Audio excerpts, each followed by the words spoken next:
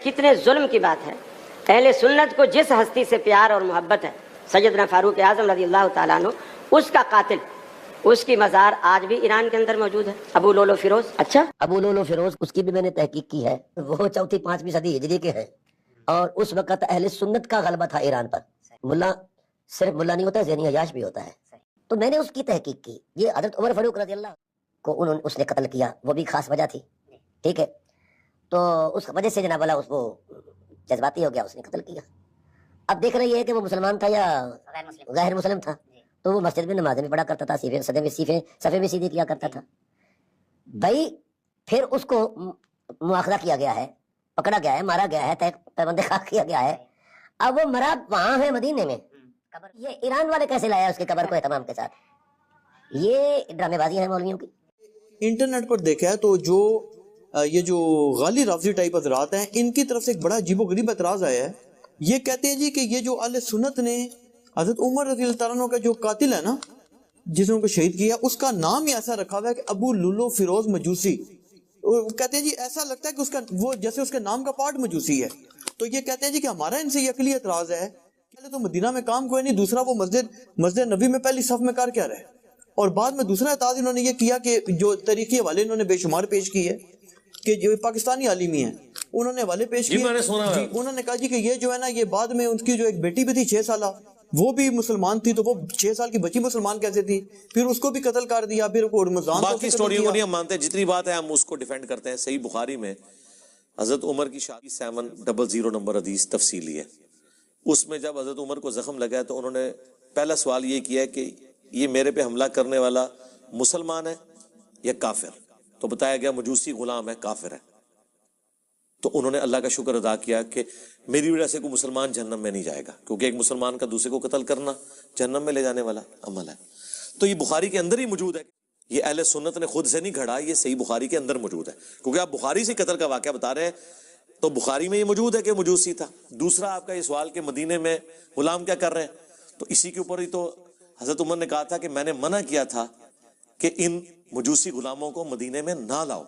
اور آپ کو پتا ہے اس کے بعد پھر ان کو یہاں سے نکالا گیا جو کافر تھے، کیونکہ حضرت عمر کو خدشہ تھا کہ یہ پرشین امپائر کے گرنے کا بدلہ مجھ سے لے. ان کے دلوں میں غم تھا، تو غلام آئے ہوئے تھے نا، غلام کے لیے مسلمان ہونا شرط نہیں ہے، ہم کوئی غلام ہیں.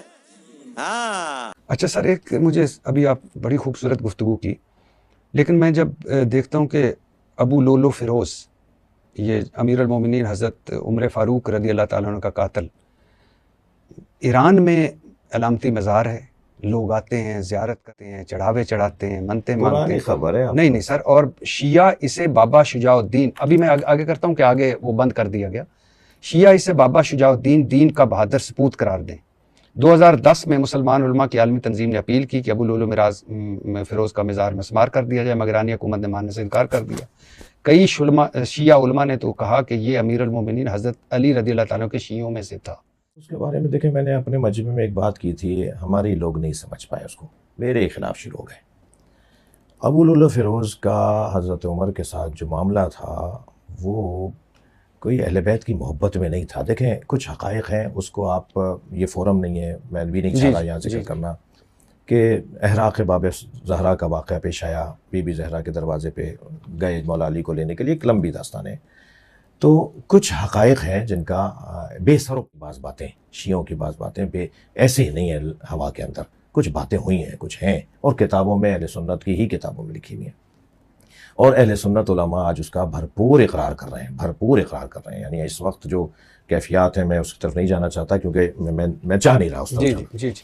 لیکن جو اہل بیت کے ساتھ نبی مکرم کی رحلت کے فوراً بعد جو خود اہل بیت میں بھی جو بی بی فاطمہ کے ساتھ ہوا، جو ان کے بچوں کے ساتھ ہوا، 50 سال کیا دورانیہ ہوتا ہے.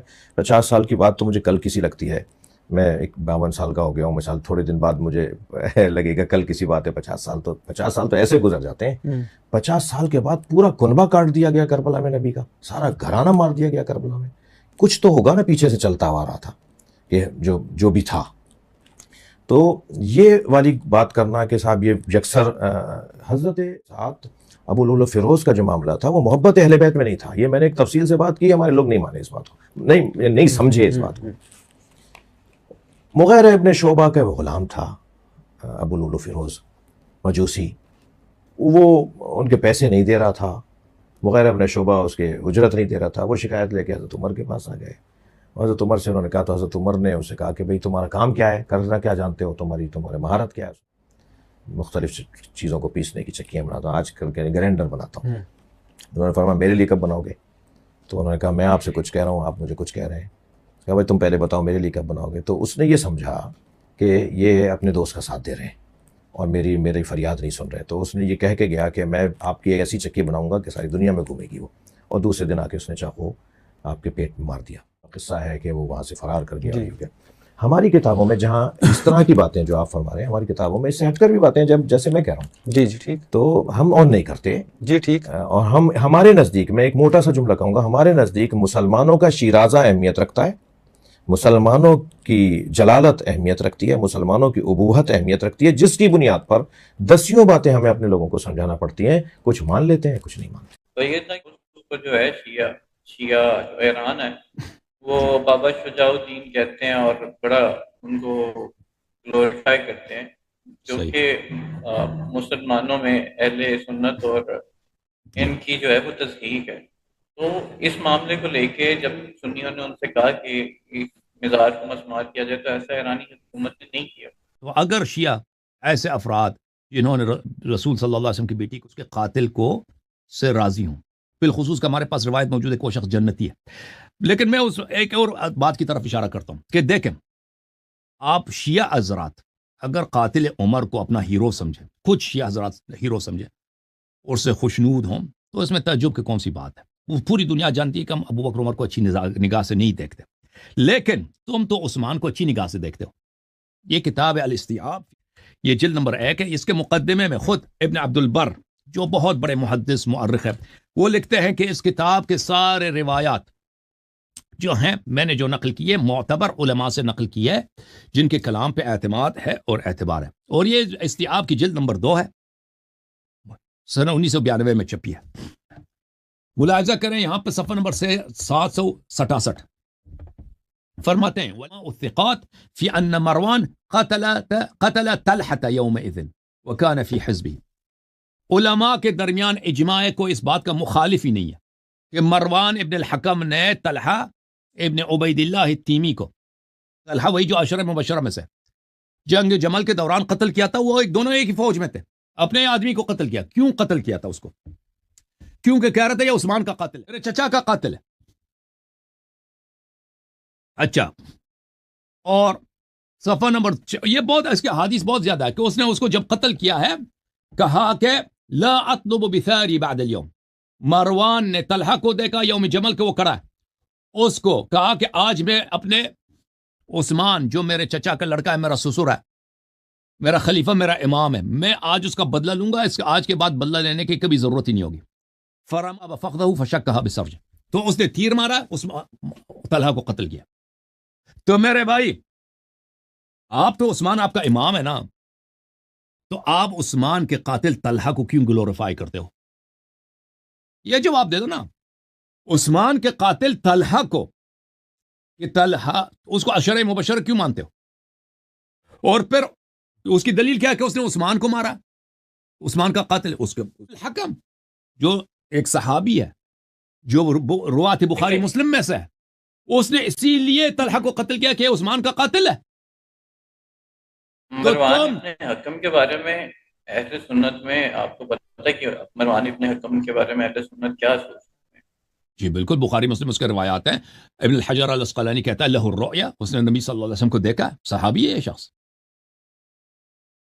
یہ وہی مروان ان کا خلیفہ بھی امیر المؤمنین بھی ہے، ان کا خلیفہ بھی امیر المؤمنین بھی ہے. یہ وہی مروان ہے جس نے کعبہ کو بھی جلایا، ٹھیک ہے نا، صحابی بھی ہے، صحابی ہو کر خلیفہ ہو کر کعبہ کو جلایا بھی ہے، ٹھیک ہے نا. ظالم بادشاہ ہے، مونارک ہے، کوئی بھی اس کو خلیفہ نہیں کہتا، مسلمانوں میں اور اہل سنت میں بھی نہیں کہتا. اور مروان ابن حکم کے بارے میں بہت شدید نقد ہے اہل سنت میں. دیکھیں بخاری کے ان کا اجماع ہے، بخاری کے سب روات عدول ہیں، اور بخاری کے روات میں مروان شامل ہے، اور مروان صحابی ہے، سب صحابی عدول ہے رضی اللہ عنہ، ان کا اجماع ہے. بہرحال طلحہ، چل مروان کو تو چھوڑیں، طلحہ تو ان کا وہ ہے نا، طلحہ تو ان کا امام ہے اور عثمان تو ان کا امام ہے. یہ تو مروان جو بخاری کا بخاری کا راوی ہے اور دنیا جانتی کہ اس نے اسی لیے قتل کیا طلحہ کو کہ یہ عثمان کا قاتل ہے.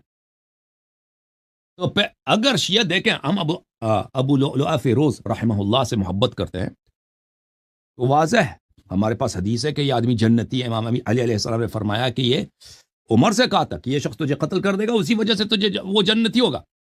اس کی حدیث موجود ہے ہمارے پاس. یہ تو مسلمان بھی نہیں، مجوسی ہے. مجوسی نہیں ہے، مسلمان. اس زمانے میں مجوس کو مدینہ میں آنے ہی نہیں دیتے تھے. اور اس کی بیٹی کو بھی جب عمر کے بیٹے نے اس کی بیٹی کو قتل کیا تھا تو امیر المؤمنین علیہ السلام نے فرمایا اس سے قصاص لوں گا، اگر مجھے حکومت ملے تو میں قصاص لوں گا. تو اس کا مطلب ہی یہی ہے کہ اس کی چھوٹی بیٹی بھی مسلمان تھی. اگر وہ مجوسی ہوتا تو قصاص نہیں ہو سکتا تھا. ٹھیک ہے نا. تو یہ تاریخ میں موجود